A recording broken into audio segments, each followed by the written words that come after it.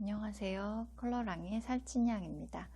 육면체 원기도 원뿔에 이어서 마지막으로 구를 그려볼 텐데요. 요 네 가지 기하도형만 충분히 연습하셔도 빛의 표현과 덩어리, 입체감을 표현하시는 데에는 충분한 연습이 된다고 생각을 합니다. 자, 원기도 원뿔 하실 때처럼 어느 만큼 그리실지 슬쩍 원을 그려보겠습니다. 그리고 난 이후에 중심을 잡아주시고요. 이 모든 반지름을 동일하게 그려주시면 되겠죠. 특히나 얘 같은 경우에는 도화지를 여러 번 돌리시면서 길이 구의 모양이 원활하게 나올 수 있도록 스케치해 주시면 되겠습니다. 구라고 하면 모든 공의 형태를 다 구라고 부르게 되고요. 요거는 정말 필히 돌려보셔야 어디가 조금 더 긴지 어디가 좀 더 짧은지 혹은 주파날처럼 모양이 나오지 않았는지 확인을 해 보시기가 좋습니다. 구는 어떻게 돌려도 어느 방향으로 돌려도 다 동그란 모양이기 때문에요. 여러 번 돌리셔서 충분히 모양을 확인해 보시면 좋겠습니다. 또는 혹은 스케치하고 채색을 들어가다 보면 원하지 않게 형태가 조금씩 달라지는 경우도 있습니다. 그래서 그때에도 수정할 수 있다. 이런 수정의 여지를 남겨두시고 살짝 마음의 부담감을 내려놓고 그려보시면 좋겠습니다. 자, 어느 정도 구의 형태가 나왔죠? 완만하게 어디 또 직선이 나오지 않게 작업을 해주시고요. 명암을 들어가시면서도 외곽 부분은 조금씩 정리를 해주시면 좋겠습니다. 빛받은 면이 있기 때문에요. 이 위쪽은 너무 진하게 스케치가 들어오시게 되면 오히려 어색하게 연출될 수 있습니다. 구에서는 그림자의 방향도 중요하고요. 모든 면이 곡면이기 때문에 다 중간 톤을 신경을 굉장히 많이 써주셔야 됩니다. 그래서 위쪽에서 빛이 들어온다고 할 때 조금 더 위에서 들어와 볼까요? 빛 방향에 따라서 그림자가 생기게 됩니다.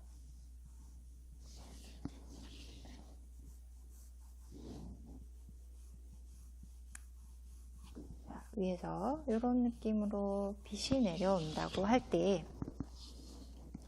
여기가 가장 빛을 많이 받는 밝은 곳이 되고요. 나머지가 중간 톤, 그리고 가장 튀어나온 부분. 여기가 밝고 어둠의 경계가 되겠습니다. 반대쪽도 있겠죠, 이렇게. 근데 구는 어디서 잘라도 모두 다 그 모양이 원형 또는 타원형일 수밖에 없죠. 그래서 그림자 또한 수평, 바닥에 생기는 그림자이기 때문에요. 바닥에서 이 모양대로 이렇게 그림자 내려오는 선에 맞춰서 그림자를 그려주시면 됩니다. 이게 기울어져서 잡게 돼서 착각을 하시고 그림자를 이런 방향으로 그리시거나 또는 여기서부터 딱 맞닿는 여기서부터 시작해서 그림자가 나가게 되는 것들로 그리시게 되는데요. 좀 더 어색해질 수가 있습니다. 그래서 빛 방향에 맞춰서 밑에는 타원으로 그림자를 잡아주시면 됩니다. 그래서 밝은 부분에서 자연스럽게 하려고 밑에 스케치 선들은 지워내고요. 구도 마찬가지로 가장 어두운 부분의 명암부터 시작하셔서요. 눈에서 멀어지는 그림자의 외곽까지 쭉 풀어 나오시고요. 이쪽 양방향으로도 흐리게 들어가셔야지 됩니다. 왜냐면 여기도 모두 다 눈에서 멀어지는 부분이죠. 처음에는 전체적으로 깔아주도록 하겠습니다. 전체적으로 어두운 부분 밝고 어두운 부분을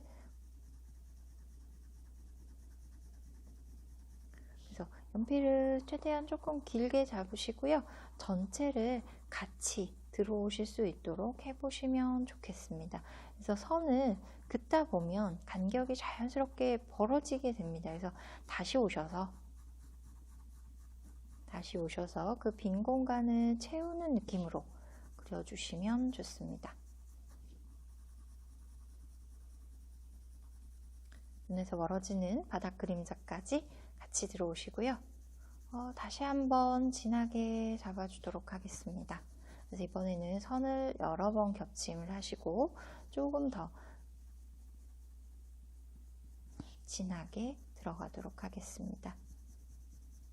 직선보다도 살짝 휘는 곡선을 훨씬 더 많이 사용을 해주시는 게 아마 구의 느낌을 표현하시기에 더 좋으실 거예요.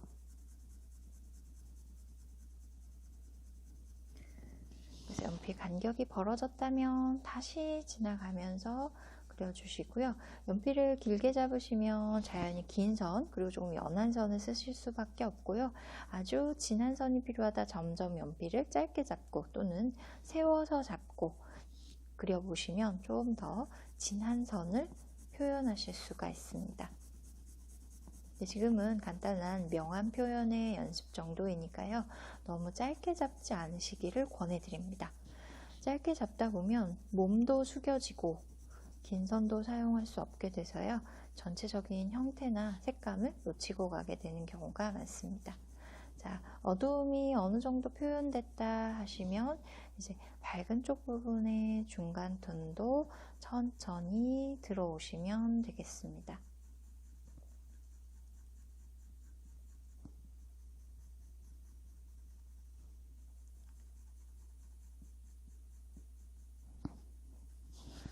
여기가 딱 끊어져 있는 모양이 있는 게 아니니까요. 그 경계 부분을 무마하기 위해서 충분히 중간 톤을 넣어주시고요. 진하게 해야 될 부분들은 더 진하게 잡으시면 됩니다. 지금 연필이 굉장히 얇고 단단한 편이어서요. 내가 그려지고 있는 선들이 매우 잘 보이게 됩니다. 그래서 이제 선 연습을 하실 때에는 너무 뭉툭하고 진한 4B 보다는 2B나 B 정도로 이런 드로잉 선 연습을 하시기를 권해드립니다. 또는 샤프로 하셔도 괜찮은데요. 샤프 같은 경우에는 0.5mm의 너무 얇은 제품보다는 0.7에서 1.0 정도의 좀 도톰한 샤프를 사용하시는 것도 좋습니다.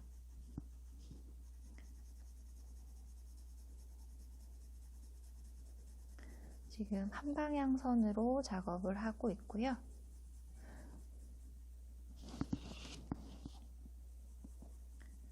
빛 받아서 밝은 부분을 그리실 때는 최대한 연필을 느슨하게 잡고 연하게 들어오십니다.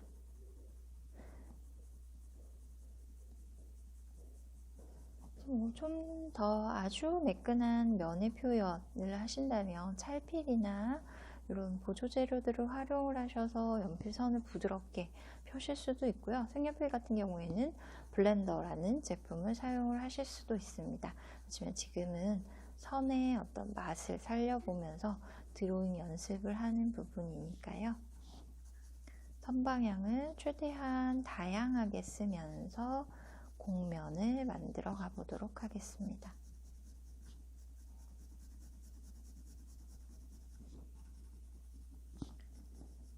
구도 마찬가지로 반사광을 놓치고 가시면 안 되고요. 작업을 하시다 보면 반사광을 또 너무 밝게 처리하는 경우가 생깁니다. 그러면 사실 어두운 곳을 중심으로 해서 양쪽의 어둡기가 동일하게 나오게 되기 때문에요. 꼭 주의하셔서 반사광은 어둠 안에서의 미세한 변화라는 것을 꼭 기억하고 가셔야지 됩니다.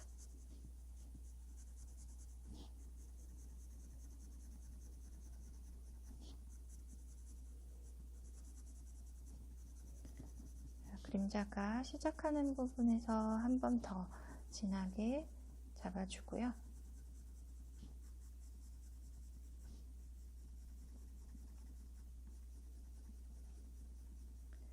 가끔씩 눈을 지그시 감고 보시면서 여기의 톤이 여기보다 전체적으로 밝은지 확인을 해보실 필요가 있습니다. 마냥 그리다 보면 놓치고 가는 경우가 꽤 있습니다.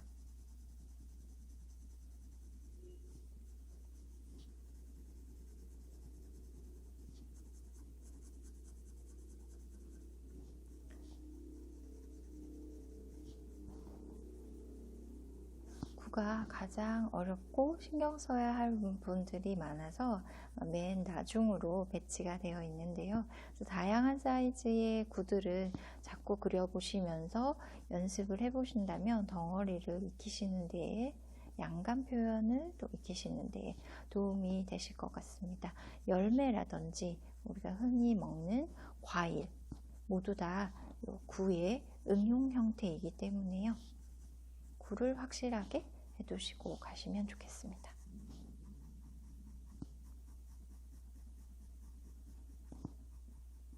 그래서 밝은 쪽으로 갈수록 연필을 길게 잡으시고 느슨한 선들을 활용하셔야 좋습니다. 부드럽고 밀착하는 선으로 하시고요. 막 그리다 보면 모르고 이 밝은 쪽에 하이라이트를 남겨야 할 부분까지도 모두 다 연필선이 지나가는 경우가 생기게 됩니다. 그래서 이때에는 맨 마지막에 좀 더 밝은 곳에 느낌을 표현하기 위해서 지우개를 사용하셔서 살짝 지워내시면서 자연스럽게 구의 밝은 부분을 잡아주셔도 좋습니다. 그래서 멀리서 한번 보시면서요, 연필이 만들어낸 얼룩이라든지 조금 톤 차이가 나는 부분들은 짧은 선들을 이용하셔서 마무리하시면 되겠습니다.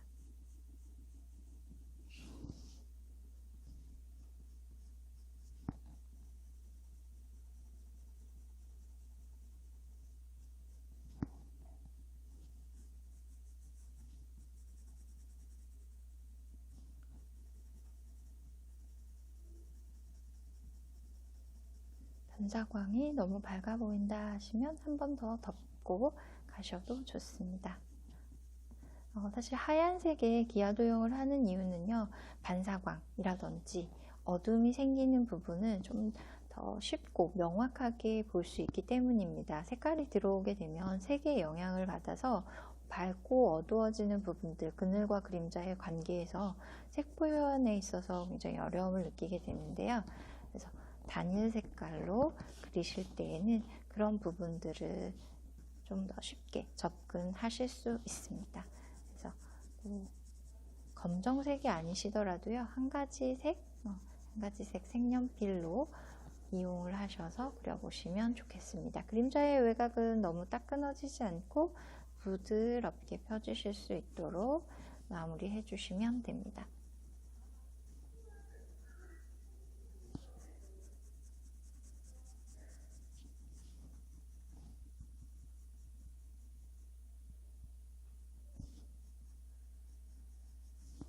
이것으로 구를 마치도록 하겠습니다.